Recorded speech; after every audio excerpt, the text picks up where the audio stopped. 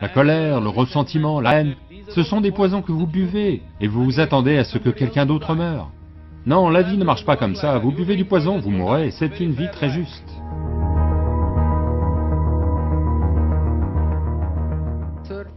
Alors monsieur, quand quelqu'un nous a fait du tort, ou nous a agressés d'une manière ou d'une autre, nous avons soit des sentiments d'hostilité... Oh, nous devons déposer rancœur. une plainte.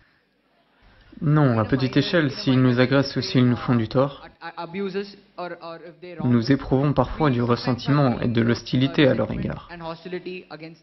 Et parfois nous pouvons avoir tendance à leur pardonner et à laisser tomber. Donc ma question ici est la suivante. Où devons-nous tracer une ligne et tenir le malfaiteur responsable de ce qu'il a fait? Et quand devrions-nous savoir lui pardonner? Et quand devrions-nous savoir laisser tomber? Donc c'est la question. Voyez, il ne s'agit pas de l'autre personne. Le choix pour vous est ceci. Si on vous donne le choix, là maintenant, vous tous, si on vous donne le choix de vivre soit dans la joie, dans le bonheur, soit dans la souffrance, dans la colère, dans le stress ou dans le ressentiment, quel est votre choix naturel? Vous devez choisir, je vais vous bénir là maintenant. Quel est votre choix naturel? Dans la joie, n'est-ce pas?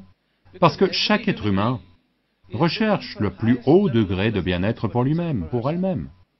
Vous pouvez l'appeler joie, vous pouvez l'appeler félicité, ce ne sont que des mots. Essentiellement, nous voulons le plus haut degré de bien-être pour nous-mêmes. Si votre corps devient agréable, on appelle ça la santé. S'il devient très agréable, on appelle ça le plaisir.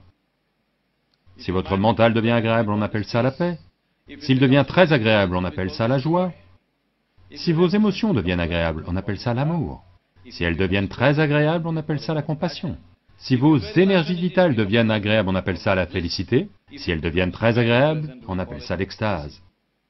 Si votre environnement devient agréable, on appelle ça le succès. Il n'y a que pour rendre votre environnement agréable que vous avez besoin de la coopération de tous ces gens. Parce que, pour créer une situation externe, de nombreuses forces rentrent en jeu. Vous ne les connaissez même pas toutes. Vous comprenez? Vous voulez créer une situation merveilleuse pour vous-même. Vous ne savez même pas combien de forces sont à l'œuvre dans ce domaine. Si vous mobilisez quelques forces, si elles coopèrent, des choses vont se produire. Si elles ne coopèrent pas, ça n'aura pas lieu. Mais en ce qui concerne la douceur du corps, la douceur du mental, la douceur de vos émotions et de votre énergie, c'est à 100% vous. Oui ou non? L'environnement. Pour créer des situations autour de vous, vous avez besoin de la coopération des gens, autrement ça n'arrivera pas. Donc il n'y a que pour réussir que vous avez besoin de coopération. Vous maintenir dans un état agréable, ça vous appartient à 100%. Donc là maintenant, vous savez bien que vous voulez être en paix. Mais quelqu'un d'autre fait quelque chose. Que font-ils? Ils font ce qu'ils connaissent le mieux. Ils vous agressent. Pourquoi font-ils cela? Parce que c'est tout ce qu'ils connaissent. Oui ou non? C'est comme ça qu'ils connaissent leur vie. C'est pour ça qu'ils le font. Si vous devenez rancunier, et vous pensez que quelque chose va leur arriver, voyez, ce sont des choses. La colère, le ressentiment, la haine, ce sont tous des poisons que vous buvez. Et vous vous attendez à ce que quelqu'un d'autre meure? Non, la vie ne marche pas comme ça. Vous buvez du poison, vous mourrez. C'est une vie très juste. Si vous buvez du poison, vous mourrez. Très juste, n'est-ce pas? Je bois du poison et vous mourrez. Est-ce juste? Donc, les gens qui sont dans la colère, le ressentiment, la haine, c'est leur affaire. Ils boivent du poison. Quand je dis poison, je ne dis pas ça dans un sens moral. Il y a des preuves médicales substantielles, là, maintenant. On peut vous le montrer avec un bilan sanguin. Que 5 minutes avant, vous faites un bilan sanguin, là, maintenant.